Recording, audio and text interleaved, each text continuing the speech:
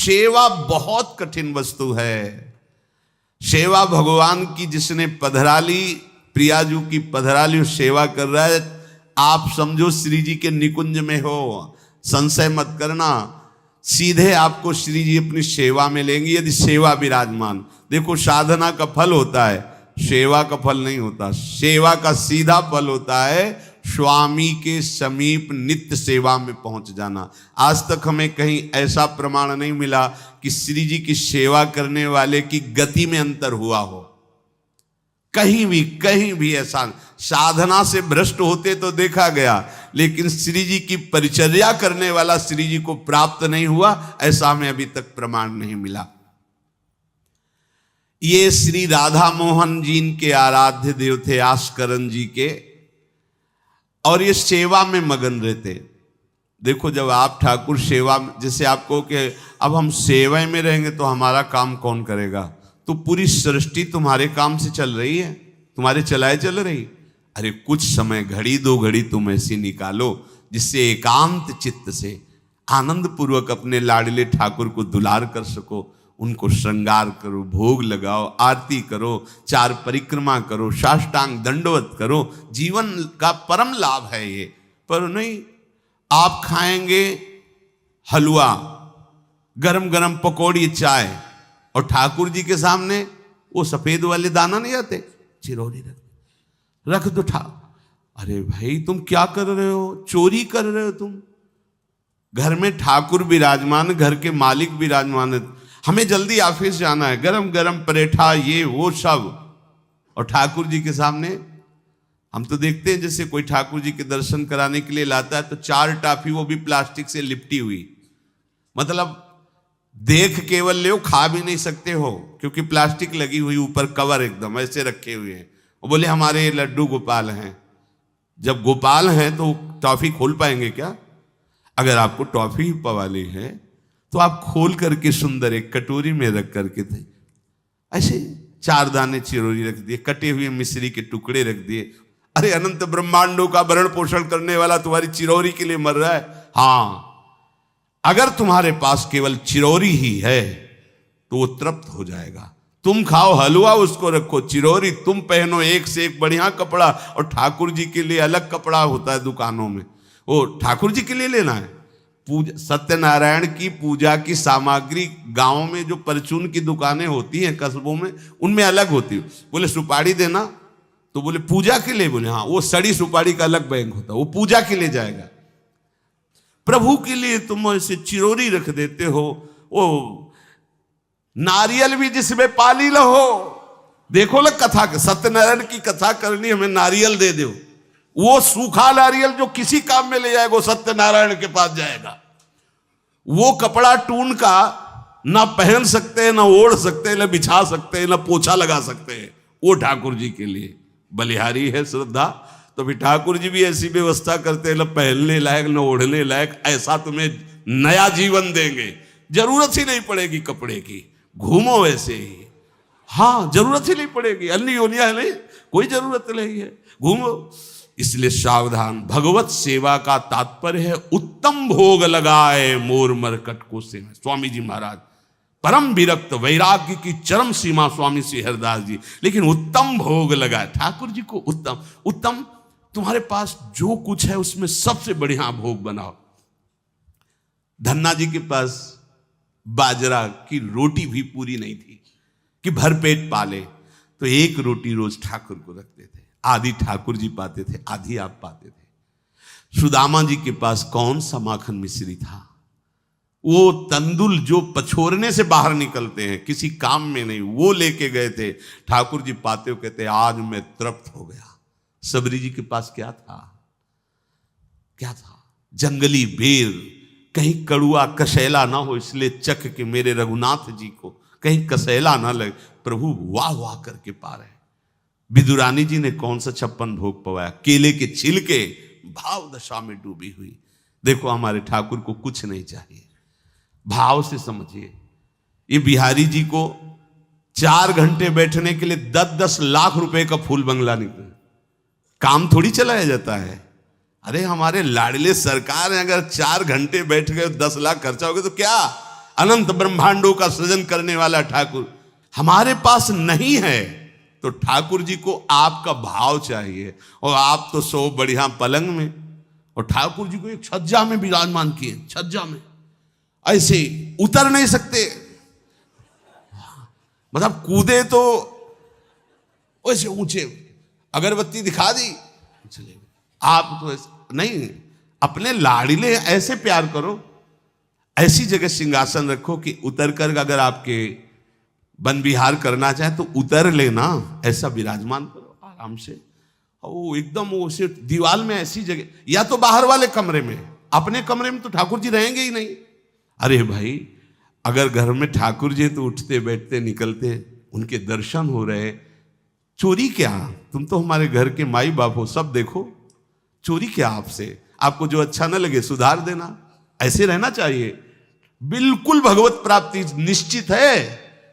ये सेवा पद्धति है, बड़े भाव से आप इसको स्वीकार कीजिए। हमारे लाडले बड़े कृपालु हैं। अरे जहर पिला रही है छाती में लगा के तो परम पद दे रहे हो, तुम दूध पिलाओगे तो तुम्हें परम पद नहीं मिलेगा। पूतना जहर लेकर के पिला रही बाल गोविंद को, अभी 6 दिन के ठाकुर हैं, उसे परम पद प्रदान किया, और आप रोज सुंदर सुंदर भोग लगा रहे हो और तुम्हें भगवत प्राप्ति नहीं होगी। ठाकुर जी की आरती उतार रहे हो, बलिहारी जा रहे हो, उनके सामने कीर्तन कर रहे हो, नृत्य कर, विश्वास तो करो ना, तुम्हें भगवत प्राप्ति हो जाएगी।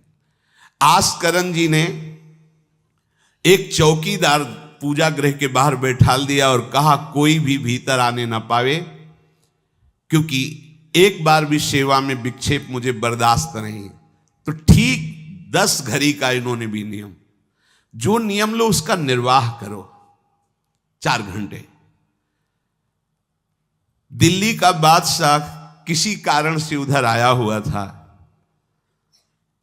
उसने कहा मुझे आस्करण जी से तुरंत मिलाया जाए। पहले तो राजा लोग होते थे और बादशाह, अब जैसे मुख्यमंत्री और प्रधानमंत्री, राष्ट्रपति।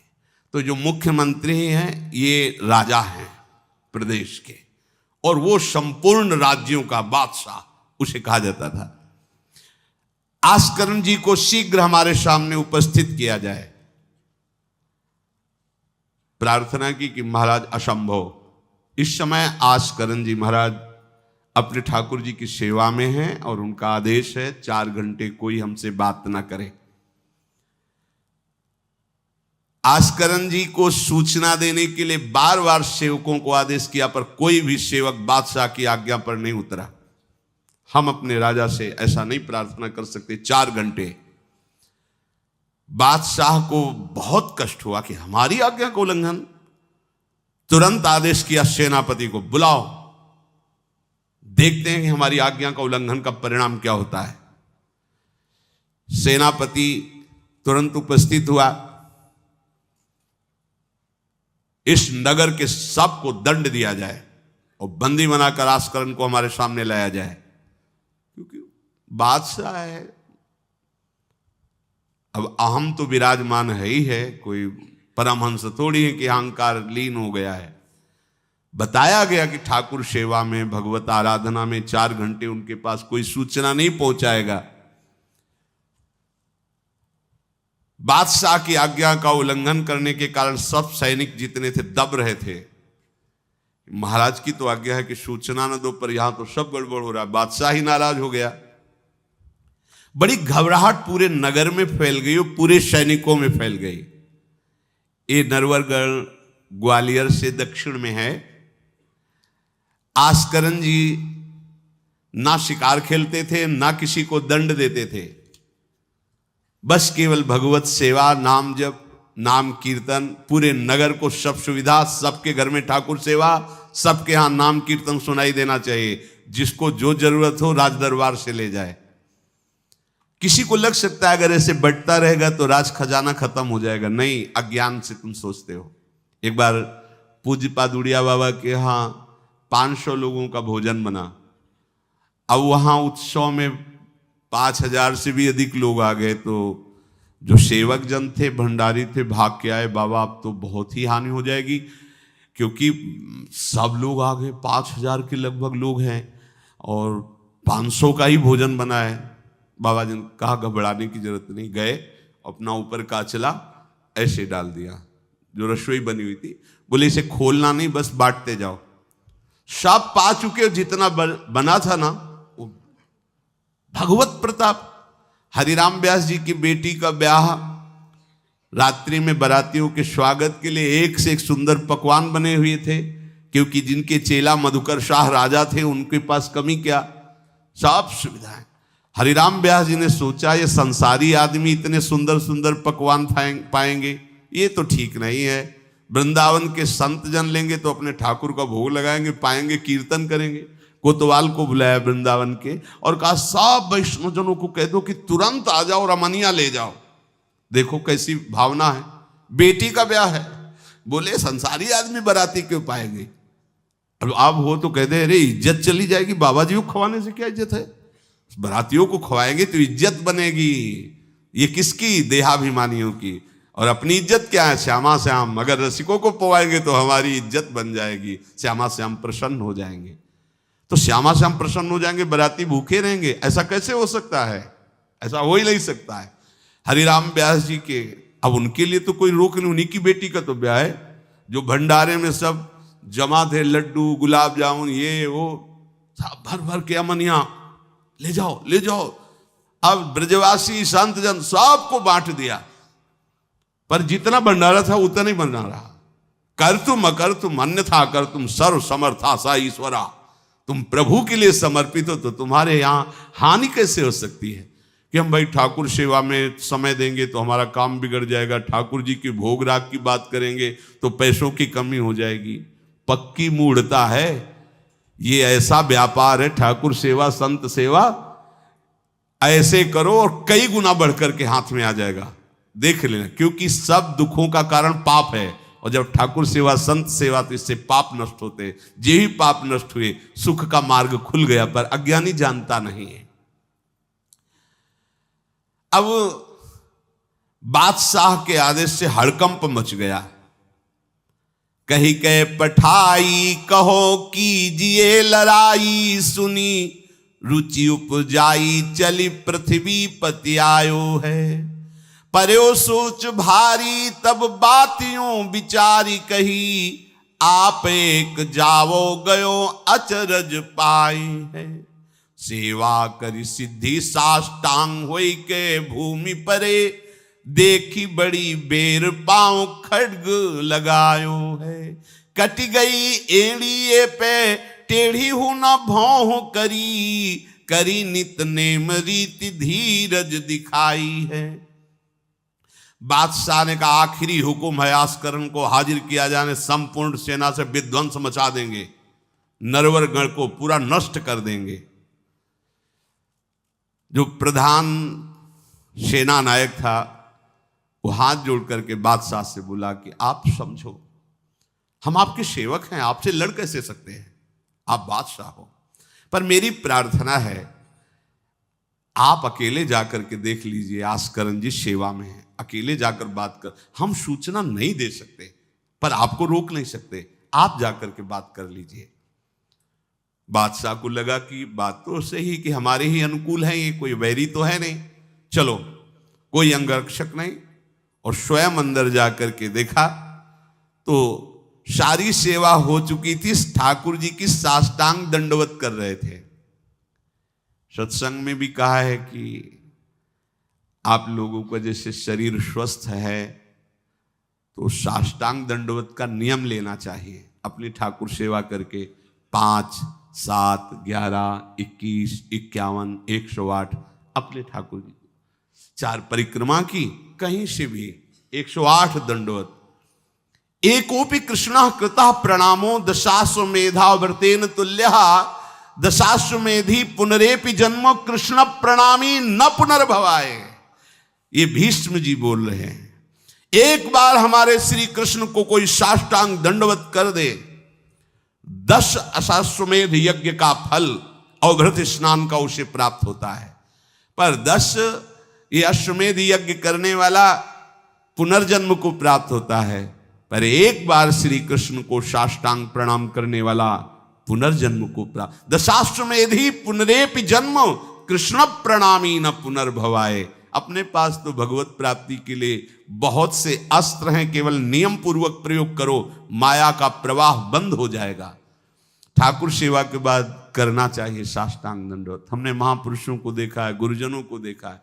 अब शरीर उस लायक नहीं तो भाव से कर लीजिए। अगर शरीर स्वस्थ है और आप करने लायक हैं तो जरूर, जैसे माताएं बहनें सखियां हैं तो पंचांग, एक पंचांग दंडवत की, खड़े हो गए, हाथ जोड़ा, मंत्र अंदर स्मरण किया, फिर पंचांग 5, 7, 11, 21, 51 ऐसा करना चाहिए।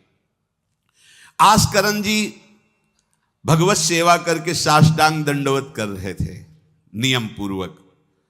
अब ये तो पता चल गया कि कोई आया है, पर ना नजर दी, ना बात की, ना रुके, उठे साष्टांग दंडवत, फिर उठे, फिर साष्टांग दंडवत।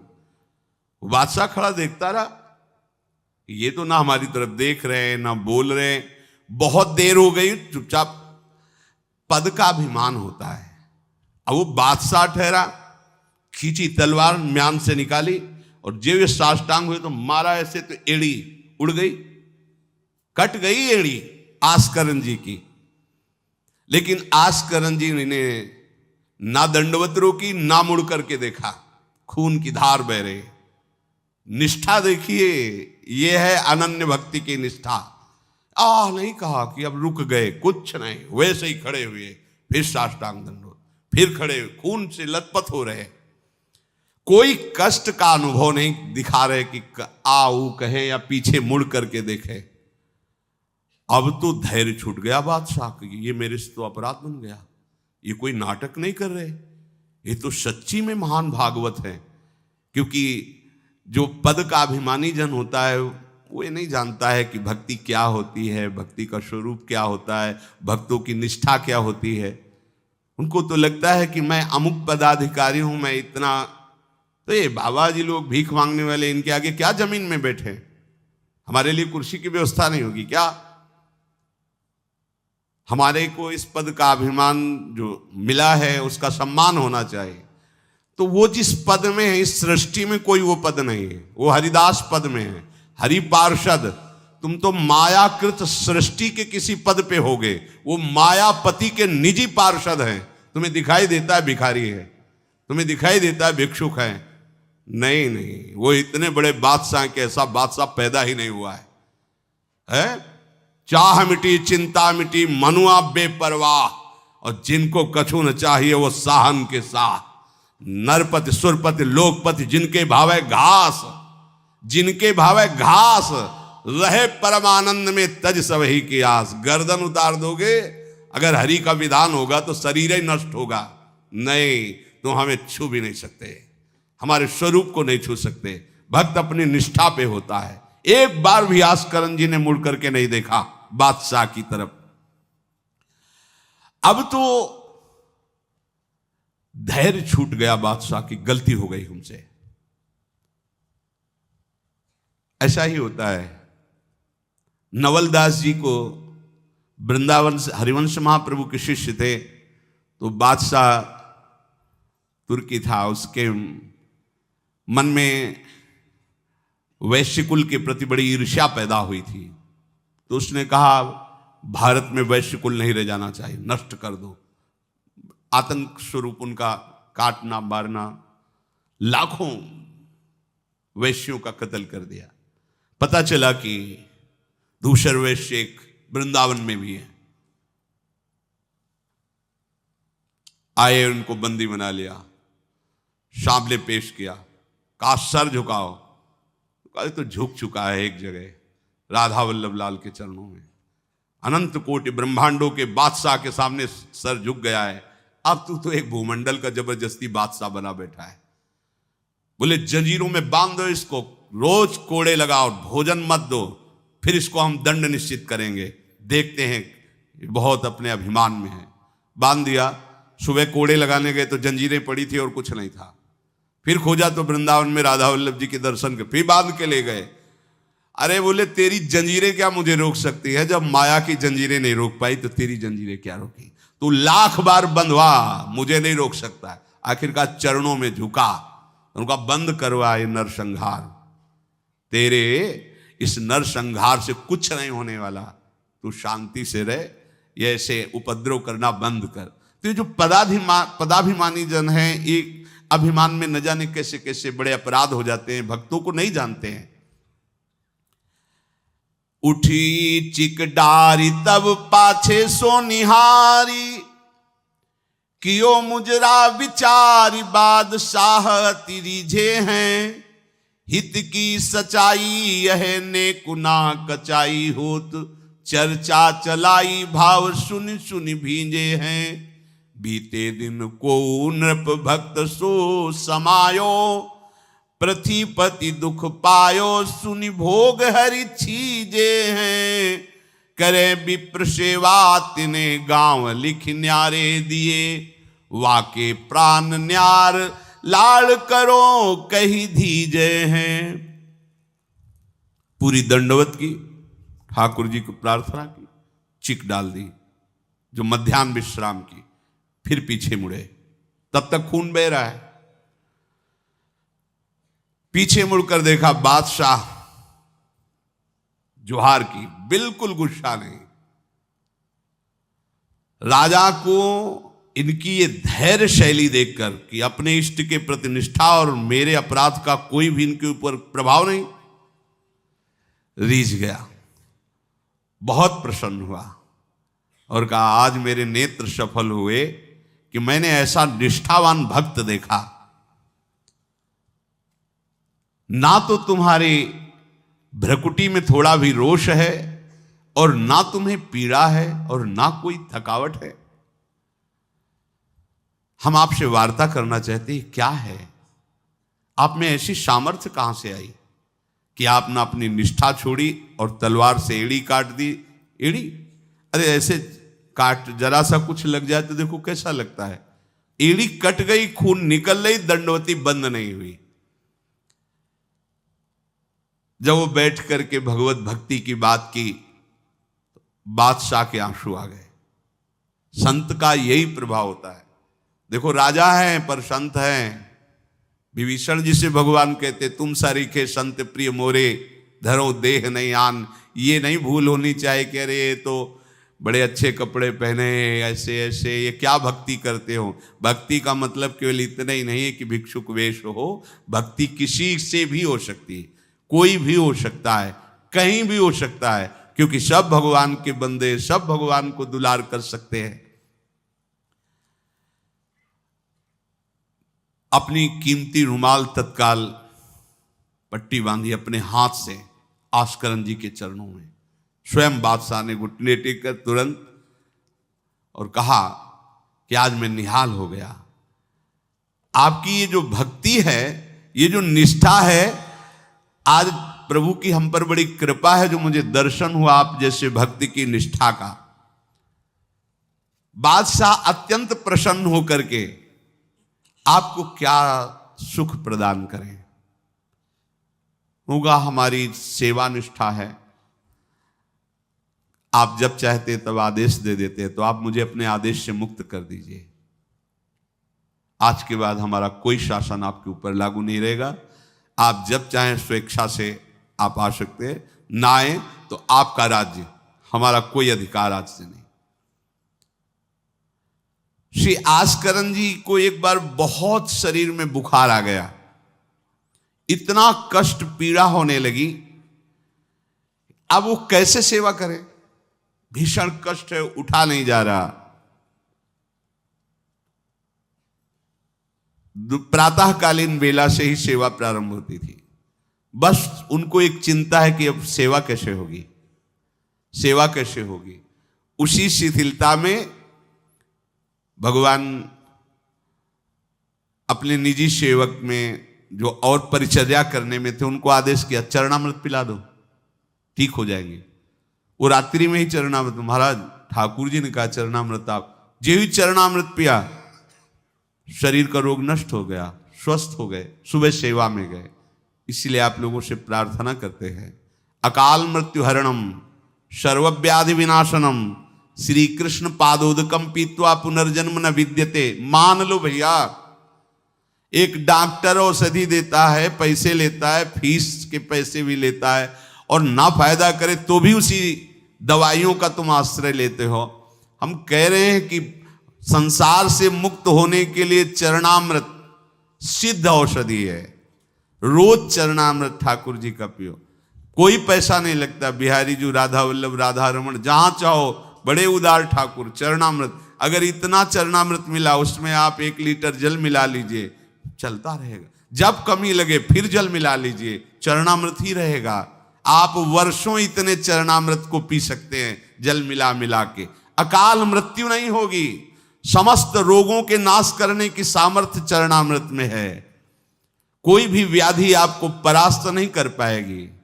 और पुनर्जन्म न विद्यते, हम भगवान के धाम में चरणामृत के प्रभाव से चले जाएंगे।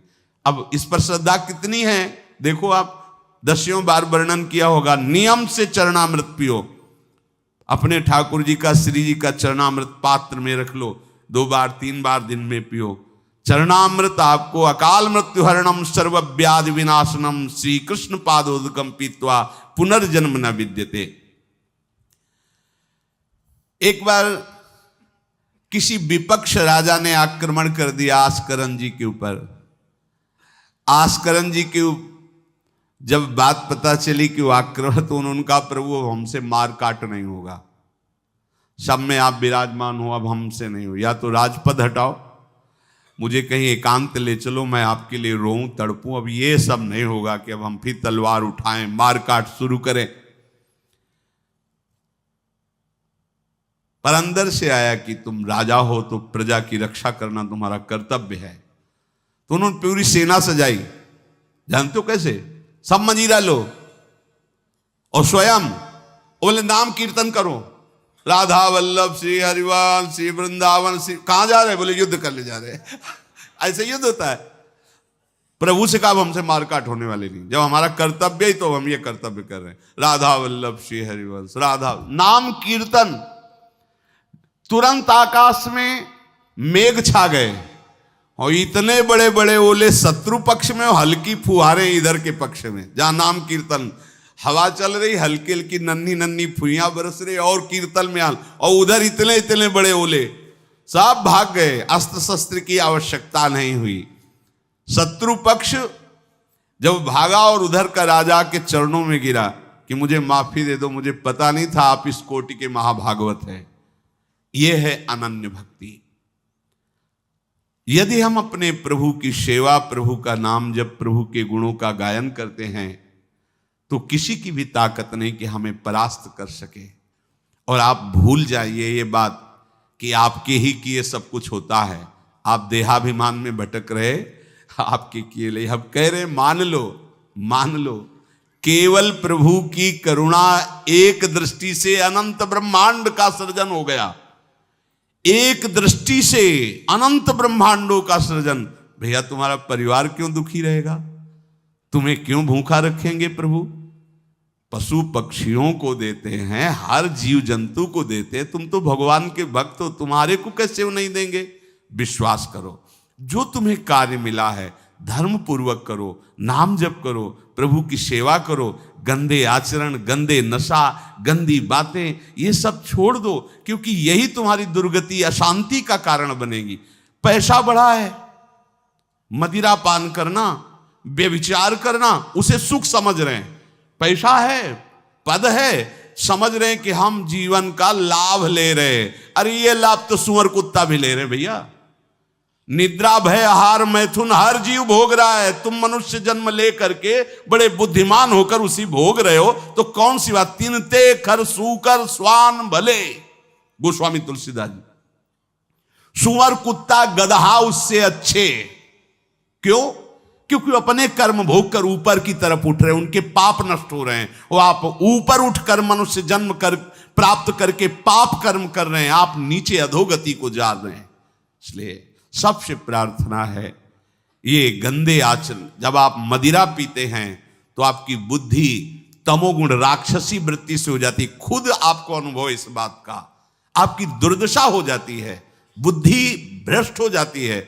फिर व्यभिचार, जुआ, चोरी, हिंसा कैसे आपको सुख प्रदान करेंगे? ये जो निकृष्ट हैं, जो अधर्म है, जिनकी क्रिया ही दुखमय है, उस दुख से तुम कैसे सुख प्राप्त कर सकते हो? धर्म से चलो, गृहस्थ हो तो धर्म पूर्वक चलोगे तो गृहस्थी में ही भगवान तुम्हारा मंगल कर देंगे, भागने की जरूरत नहीं है।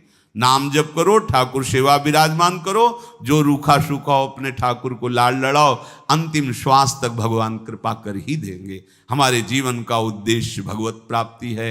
इन किन प्रकारेण अब हमारा जन्म इस संसार में ना हो, हम प्रभु के पास जाकर उनकी सेवा में रहें सदैव, जहाँ न मरना है, न जन्मना है, न दुख है, न सुख है, न बीमारी है, कोई किसी भी तरह का जहां लेस मात्र भी कष्ट नहीं है, प्रलय और महाप्रलय की वायु भी जहां प्रवेश नहीं करती, वो हमारे प्रिया प्रीतम का नित्य धाम है, वही हमारी विश्राम भूमि है। हम सब खूब राधा नाम जप करें और आकांक्षा करें कि इसी जन्म में हमें भगवत प्राप्ति हो।